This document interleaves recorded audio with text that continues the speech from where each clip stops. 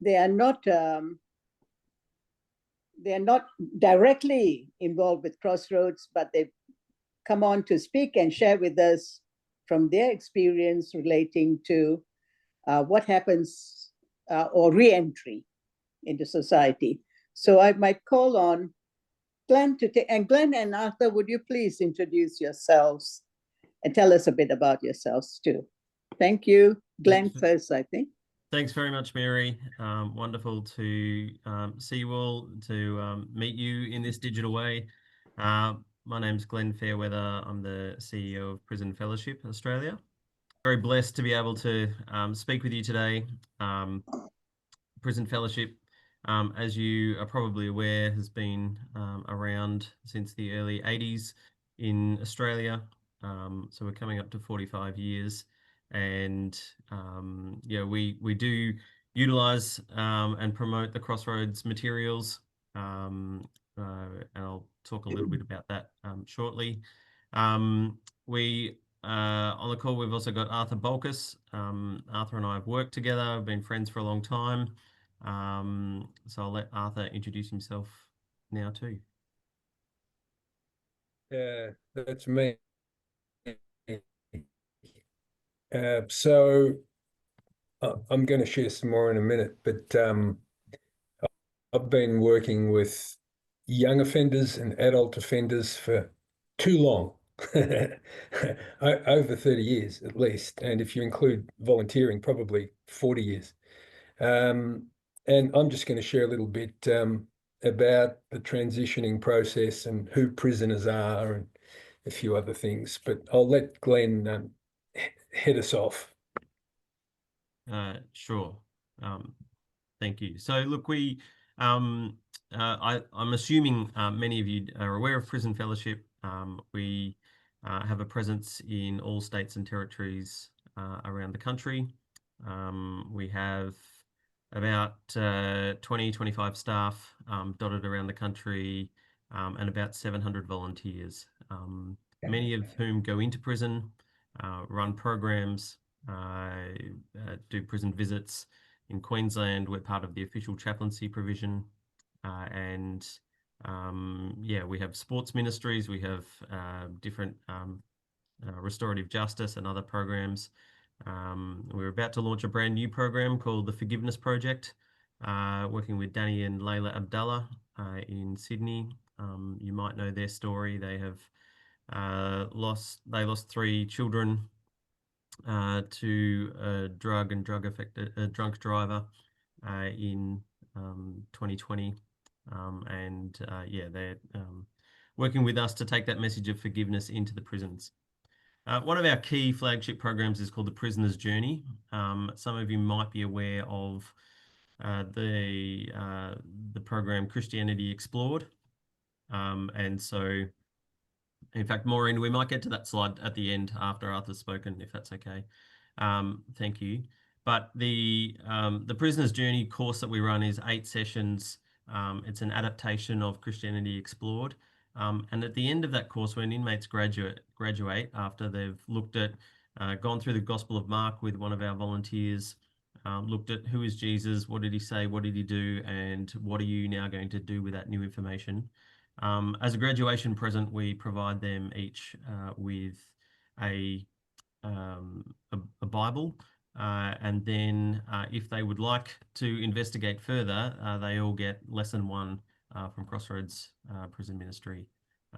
And so, David, I'm sorry, maybe some of the increase that you have in numbers of lessons that have been completed is partly due to Prison Fellowship, and us offering those lesson 1s, which gets inmates started on their journey to go further. So, so that's something we do, and we had, I think, over 400 or so graduates in the last 12 months, and that program's continuing to grow. So, so that's certainly a link. I've got a whole box of first lessons sitting in our office that all our volunteers take into the prison when they are doing a graduation for that Prisoner's Journey course. Prison Fellowship works on the inside of prisons. We also have a post-release program, which I'll talk about at the end of our time. But Arthur's got a unique perspective. He's lived inside prison walls. He's made the transition to outside prison walls. He has then mentored and worked with many people as they've exited the system. And he's also gone on and done study to a high level as a criminologist. I'll throw to you, Arthur. I'll let you have the majority this time to talk about what that experience is like and any helpful things for the mentors on the call to learn. Thanks, mate. I spent 5.5 years in prison between the ages of 22 and almost 28. And you're probably thinking, what did a nice guy like me do to end up in prison for that long? I committed armed robberies, but it's a question you shouldn't ask a prisoner, because I might have raped a woman or killed a child or someone, and that's a little bit difficult to share with anyone. I'm not used to this. Slide, please. So just very quickly, even though we've looked at who prisoners are, I just want to go over it again from a slightly different perspective. Next slide. Yep. This particular fact is really significant to me. It says so much. In Victoria, and it's probably similar in your states and territories, half of all our prisoners come from 6% of Victorian postcodes, 1 in 4 from 2%. Wow. There are hundreds of postcodes in our state, which is telling us that there are what a criminologist would call a criminological suburb or environment, where particularly little boys, because the majority of prisoners here, around 94%, are males, little boys are growing up and they're going to drop out of school prematurely. They're going to drop into trouble of one form or another with substances, with the youth justice system, and they're going to graduate to adult corrections.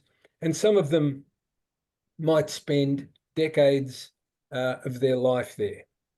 Next slide. So I would argue that society's most disadvantaged and marginalised people are prisoners without any doubt. Slide.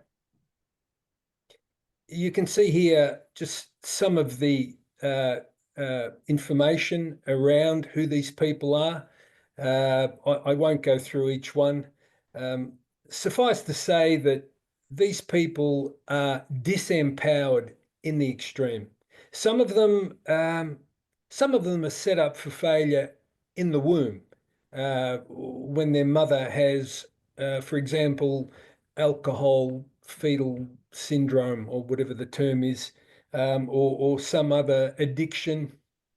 I've known of babies that were born with a heroin addiction and had to be weaned off the drug. And so you can see that a lot of these people come from family backgrounds and environments that are conducive to having a very difficult life, to messing up and to ending up in trouble. Slide. Prisoners, one commentator referred to prisons as the mental health institutions of the 21st century. And there's a lot of truth in it. You go to any of our major prisons and you will find within that prison a unit for people who are suffering from various kinds of disability. That 42% of males and 33% of females with an acquired brain injury, we normally equate acquired brain injury with somebody being hit and hitting their head on the ground or a motor car accident. But among prisoners, most of their trauma to the brain is through substance abuse, through drug addiction and alcoholism. And that statistic among prisoners equates in the community to roughly 2% of people who have an acquired brain injury. Slide, please. Now, let's just quickly look at the experience of imprisonment. We've certainly, the portrayal of prison was really good. I enjoyed that from the previous speaker, and it was quite accurate in many respects. Slide, please. But to sum it up, when someone goes to prison, this is what they're deprived of, these things that most of us take for granted. And all I want to say about these losses, these deprivations, is that when someone is returned to the community, they want these things and they should be able to access these things. But many of them don't have the wherewithal to do that. And that can get them into serious trouble. And often, as a result of trying to acquire these things and taking shortcuts of one kind or another, they can very easily end up back in prison. Next slide, please. Now, rehabilitation, when I give talks, and I give talks in schools and in other places, this is one of the questions I get asked a lot. Surely people are rehabilitated in prison. And I say to them, well, I don't know that really happens. You see, the reason I have focused on habilitation rather than rehabilitation is because I don't believe prison can rehabilitate an inmate. Generally speaking, it's an extreme subculture and it's an unnatural environment. I mean, where else in our society can you go where you get 3 meals a day, you have your clothing washed, your hair's cut for you, you don't really have to pay anything for all of this. In fact, there are no bills involved. And in some ways, it can be a fairly stress-free life. For a first-timer, of course, it's traumatic. But when you've been back to this environment again and again and again, it can become, as one long-termer put it to me, that prison is like home. And going back into the community is like a kind of a distraction from that. And so, next slide, please. I coined the phrase the caterpillar syndrome in terms of what rehabilitation is. You see, if you take an ugly caterpillar, it goes into a cocoon, and after a period of time, that caterpillar transforms magically into a butterfly. And there are human caterpillars in those criminogenic suburbs that I referred to. And we take those ugly human caterpillars, and we put them into a cocoon called a prison. And it has walls around it. They're enclosed in there. And the only way that you can see what happens to people in there is to either be a prisoner or to work there. But as I said, for many of the inmates that I came across in both my work and during my incarceration, who were recidivists, reoffenders, they would come into prison often drug addicted, sick, and they needed help. And they got the help that they needed, the sustenance, the support. They had a circle of friends who they were familiar with. Prison was not a scary place for them. And many of them would flourish and blossom into human butterflies. Slide, please. However, when they were released from prison back into society and they returned to those postcodes that they came from, guess what? They turned back into caterpillars. You see, when we talk about rehabilitation, middle-class Australians are really saying what we want from you, offender, prisoner, is to become like us. We want you to embrace our morals and our values. We want you to embrace our lifestyle. We want you to work. We want you to pay taxes. And we don't want you to offend against us. Now, I haven't got a problem with that. I think that's great. I just wonder, how is it going to happen? You see, I think the equivalent expectation would be if I took you, middle class Australian, and I put you in their postcode tomorrow, how would you cope? Would you fit in? What if I took you and dropped you into the subculture that they're familiar with? More so, if I took you and dropped you into a maximum security prison, would you cope? So why do we somehow expect these people to fit into our world? And many of them have no idea of what our world is like, let alone how to survive it. Why do we expect that when we could never survive in theirs? Slide, please. And so, whether you're in there for a week or for 30 years, one day, unless you die in prison, you return to the community. And that's often where the problems begin. Slide, please. As you can see from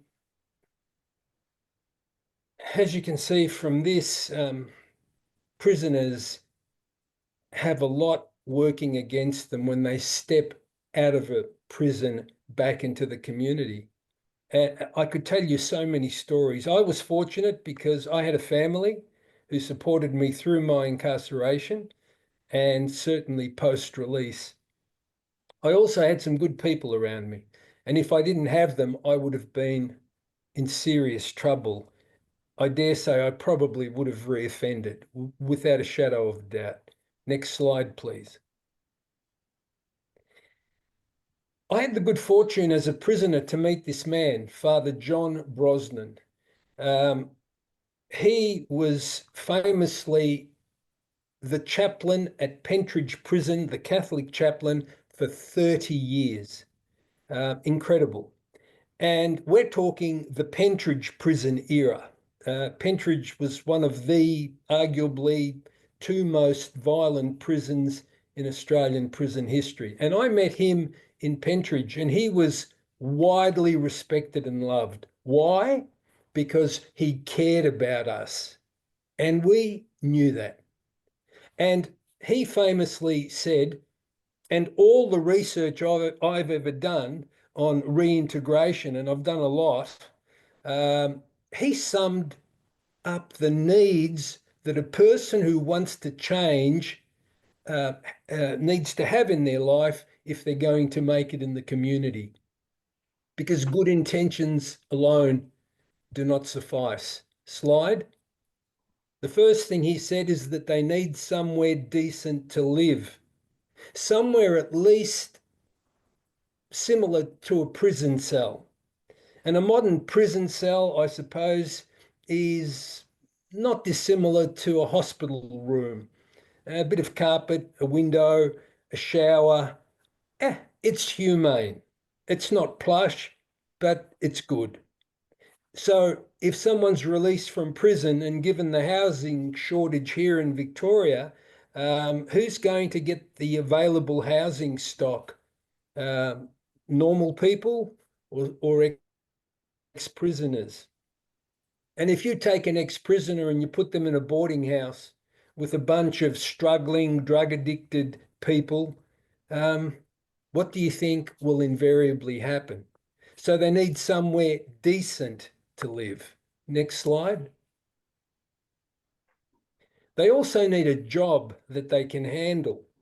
Being idle, whether it's in prison or in the community, is really dangerous for people like this. They need to keep occupied.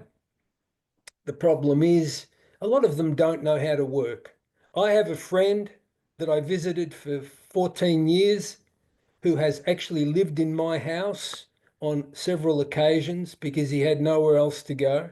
And we got this man a job, and he lasted 2 days. He went on the first and he sabotaged his job on the second and never returned.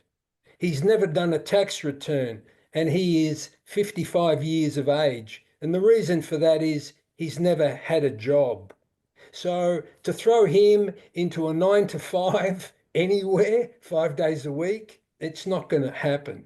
He needs to be graduated into understanding what work is and what you need to do and how to deal with all of the expectations that come with it.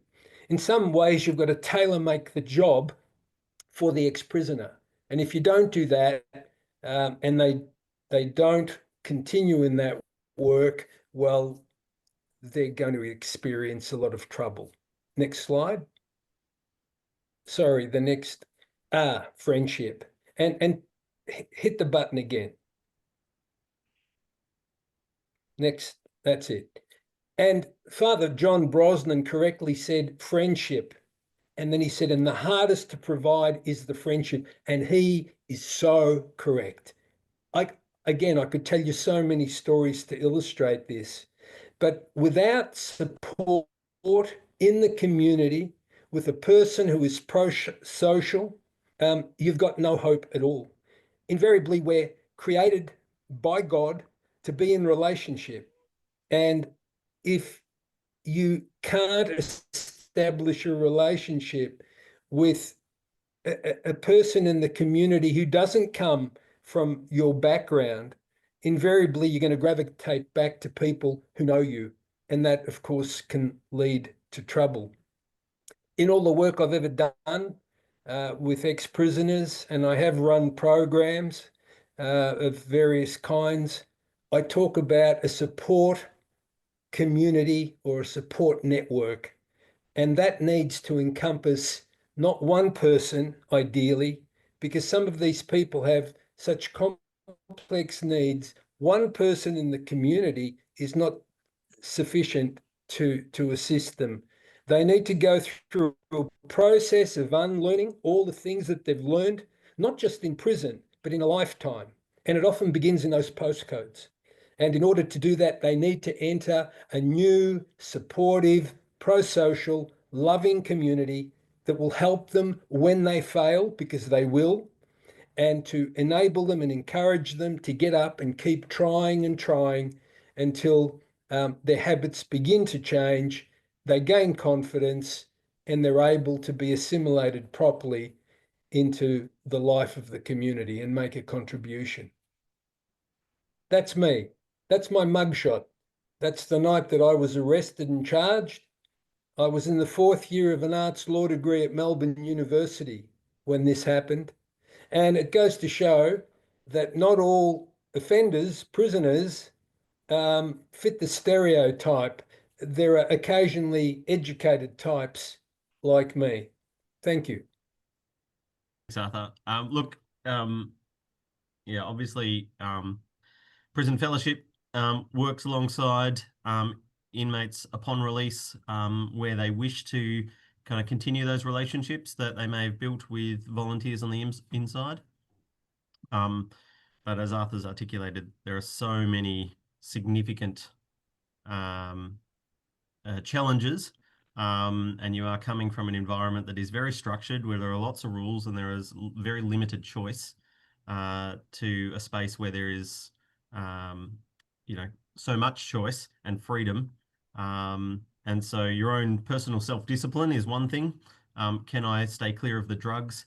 Can I rebuild that relationship? Can I do the things I need to do to kind of continue on my parole, to stay out of prison again?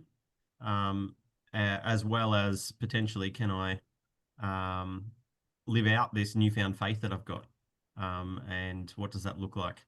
One of the big challenges for those who are exiting, who have either found faith in prison, rediscovered faith that perhaps they had as a young person, or in their distant past, or come to a fresh faith, discovered who Jesus is in the context of prison. One of the big challenges in that space is, how do I engage with the church on the outside? How do I fit into perhaps a very different community than the one that I've come out of? And that's a real big challenge. So there are a few things Prison Fellowship has done in that space. One of the things we did about a decade ago in Melbourne is, in conjunction with the Baptist Union and the Churches of Christ in Victoria, we launched a church for ex-offenders. It's a church called Friends of Dismas. Now, Dismas is the traditional Catholic name given to the repentant thief on the cross next to Jesus. So it's not a name you'll find in the Bible, but in Catholic history, you will find that name of Dismas.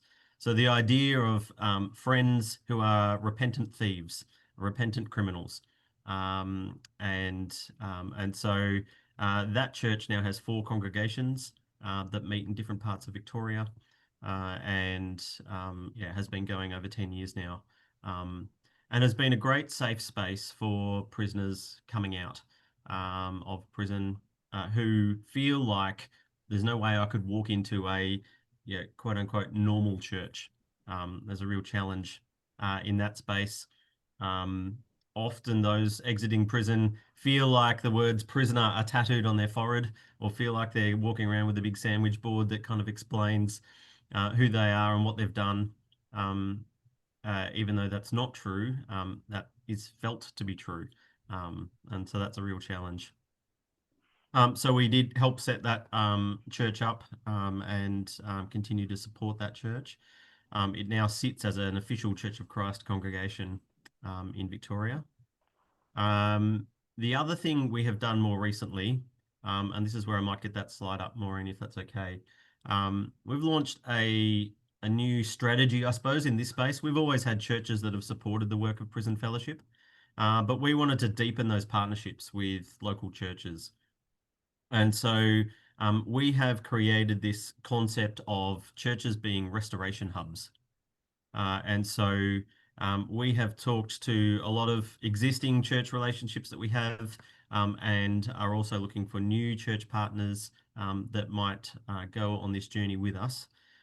The idea being that a church would stick up their hand and be open and willing to accept ex-offenders into the life of their congregation.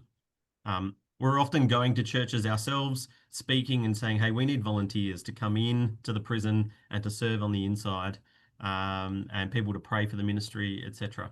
But this is a new effort from us to talk to churches about, could we, through our network of volunteers, send inmates to your church as they get released, as a way of having a community that would wrap their arms around someone exiting the prison system.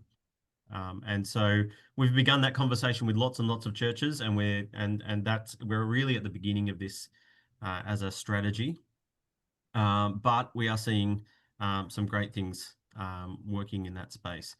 And so if you go to our website, and I'm not sure if I can share my screen or not. No, I can't. That's okay.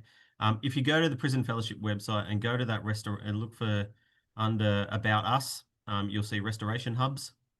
If you scroll down on that screen, you will see an interactive map of Australia, which you can zoom in on, etc. Now, we're just beginning to populate that now, so there's not a ginormous amount of churches listed there. But our hope is that over the next few years, we will start to populate that with many, many, many churches who have signed up to us. Prison Fellowship offers training and support for those churches, but they've signed up with us to be able to accept ex-offenders. And our hope, our goal is not just our volunteers who are ministering on the inside of the prisons, but also all the mentors on this call, chaplains in prisons, anyone who's got engagement with inmates, who is aware of someone who is exploring faith or come to faith or interested in faith.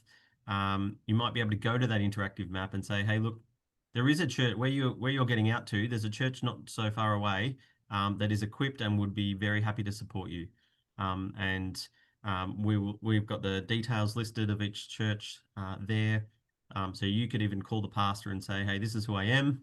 I've been supporting this particular prisoner. They're very keen to explore faith, and they need a community that would support them. Would you be happy? And you might even be able to attend 1 or 2 services with them to kind of help that transition. But the idea is that there's churches that are willing to wrap their arms around those coming out of the system. So that's probably enough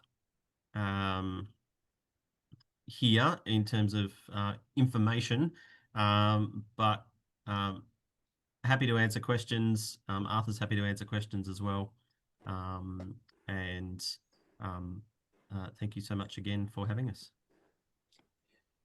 Thank you, Glenn and Arthur, for very, very interesting and informative time. Robin, over to you, questions and answers.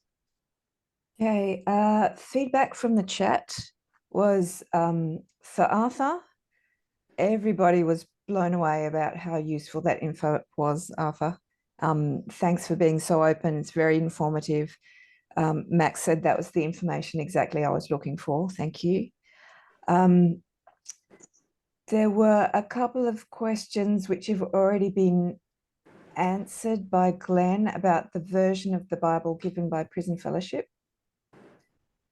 So if you want to go over that again, Glenn. Yeah, so we partner with the Bible League, and we have the easy to read version, and they've created a prisoner edition of the easy to read version, which actually has 52 Bible studies at the front of that Bible for inmates to do, and specifically written for inmates. So things like, how do you engage in the prison yard or get along with other prisoners? How do you sit under the authority of prison guards and prison officers? A whole list of 52, one for each week of the year. And so they're the Bibles that we distribute in prison. Is this the one, Glenn? Can you see it? Yes, it is. It's got a new cover now, but yes, that's the one, Mary. The new cover, I think, is on the, yeah, there's the restoration hubs. Yeah,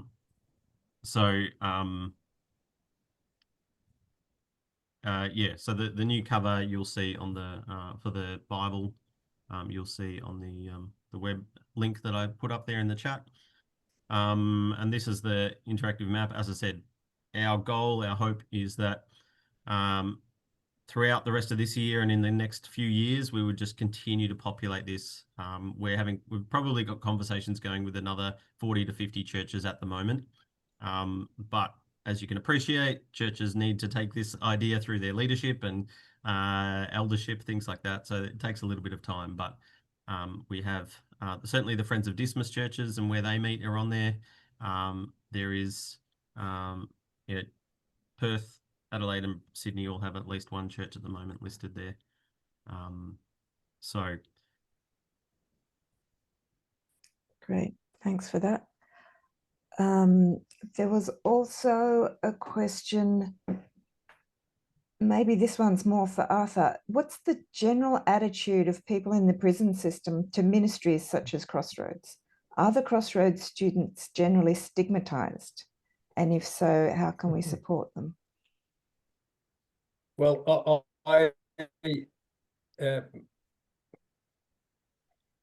in a nutshell, I grew up in a Christian family and rejected it all.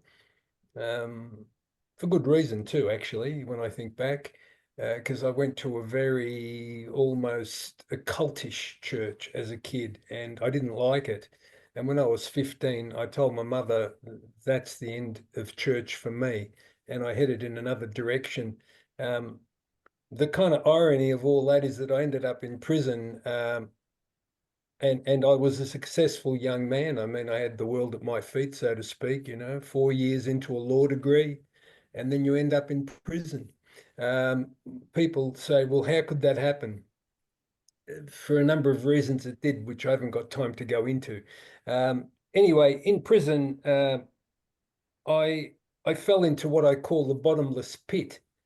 And it's hard to describe it, but you invariably begin to change and you're in an extremely negative environment and the people around you, it's kind of hellish, I suppose, I'd describe it as. And over time I changed and I was afraid of changing into the person that I was changing into. And what redeemed me and saved me was coming to faith through discovering in the most unusual circumstances a New Testament. It was actually a day or two after I nearly committed suicide in a Pentridge prison cell. And it was discovering and reading and opening my heart to Christ that is the reason I'm talking to you today, because I have no doubt that I would have died many, many years ago. When I became a Christian, I became the target of people's ridicule, abuse, and occasionally of their admiration, because they could see that something had happened to me. But the general consensus is that people who embrace religion in prison do it because they can't cope. And so they've taken a sort of a simplistic way to try and deal with that, or they're trying to manipulate the system in some way to get parole or some privileges. But generally, anyone who stands out in prison can become the victim of abuse, ridicule, and even violence. Again, I found gratifying in the midst of all this is that there were chaplains coming into the prisons, and they became, I can't begin to tell you how important they were to me. And I formed some really strong bonds with those people. And then down the track, Prison Fellowship had just started in Victoria.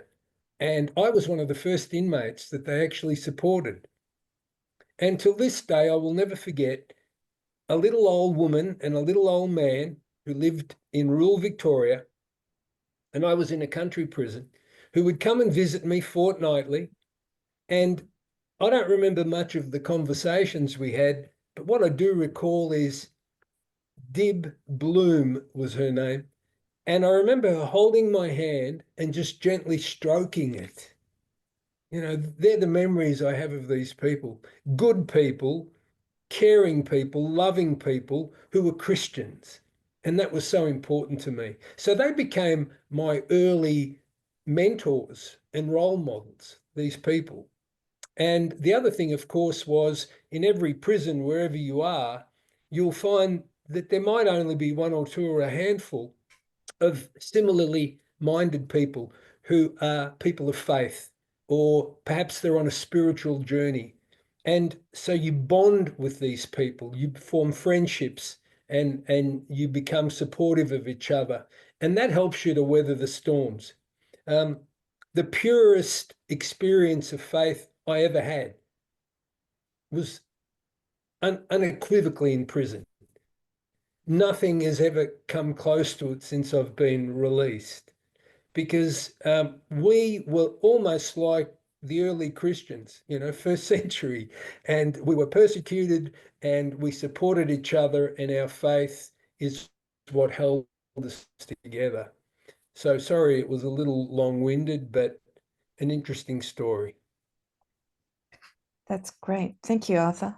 And just the idea that there are other people where you are going through a similar situation, and God's written down for us in the Bible that you're going to be persecuted, and there's the comfort there that it's been happening since the very beginning. Yeah. Say our group, our little group, we called it a prayer share group.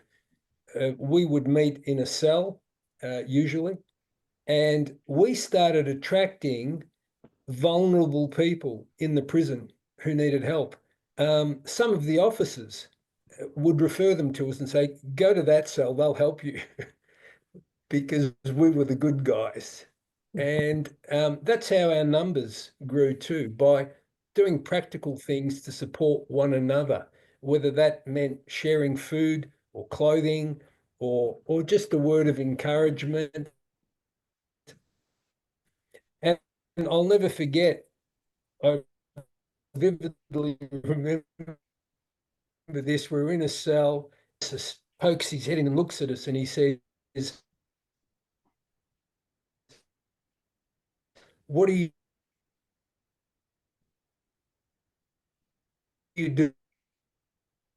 doing? And we said, oh, we're praying. Mind if I come in? And we said, no. And he came in and he took his hat off and his jacket off. And he said, do you mind if I join you? You see, he, it turns out, was a Christian that we call lapsed or whatever. And something about what we were doing touched him that day. And I thought, where else do you see reconciliation like that between the screw and the crim? Only in Christ. Beautiful. Very beautiful. Arthur, I just want to say to you, you sound like a Christian Mr. Otis. You know how to lift people up. Oh, thank you. I appreciate that. And I think I learned that from people who lifted me up. So that's, and look, just finally, I want to say to all of you, the work you're doing, if I can call it work, it's not work, it's life. You're doing life with prisoners. It is just, you can't even describe how important it is. Because for an inmate, particularly one that doesn't have family or friends outside, prison is the most alienating, soul-destroying experience. I get emotional just talking about it. And to have someone on the outside who cares about you enough to send you a letter to show you that they care is life-changing. It really can be the difference between being completely despairing and having hope. So what you do is you are the light in the darkness. You are. Just remember that. With it comes responsibility, and sometimes with it also comes pain. Yeah. And I wish that all the outcomes were positive when people leave prison, but sometimes they're not. The important thing is that you play your part to the best of your ability. Yeah. Anyway. Thanks, Arthur. Just to perhaps answer a couple of other questions that I've seen in the chat. Yep.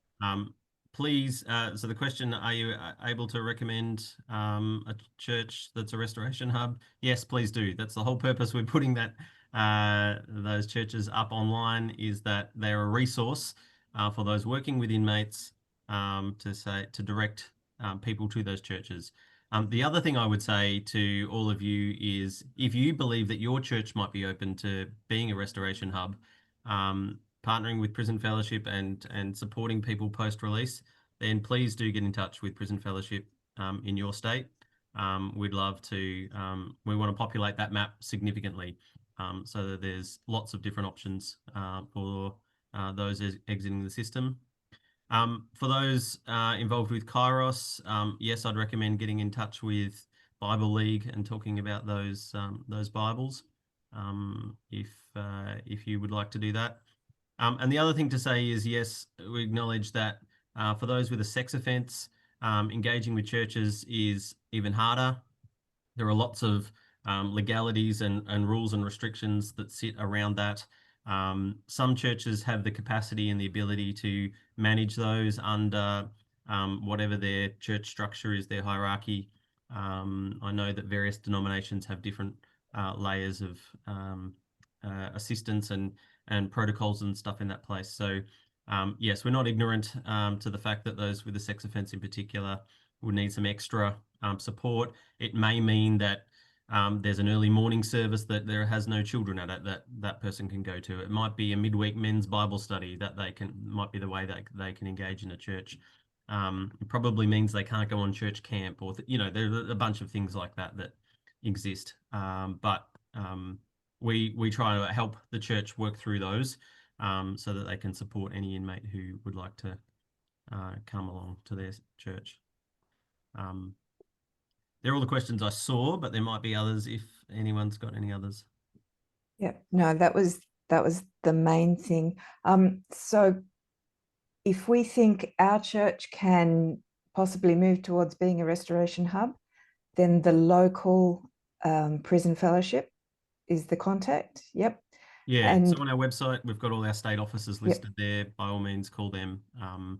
and say, look, we explain the situation and the fact that you've heard about this through our session today, and I'm sure they'd love to have a further conversation. Yeah, and the restoration hubs will all have worked through those issues already before they become a restoration hub. So if we say this person wants to come to you, we don't know their background, then those churches can work through that. Yeah, with our support, absolutely. Yeah. Yeah. That's fantastic. I think you've covered all the questions that came up. Everybody's blown away. Thank you so much. No worries. Look, from my perspective, this is a great ministry. We love partnering where we can with you guys. It has sparked something in my mind to think through. Maybe there are people who come to volunteer with us who maybe aren't appropriate to go inside the prison, that we perhaps could send your way as possible mentors. But we have a letter writing ministry as well as part of what we do, and so we know firsthand, as Arthur said, that the power of those letters on the inside and what that means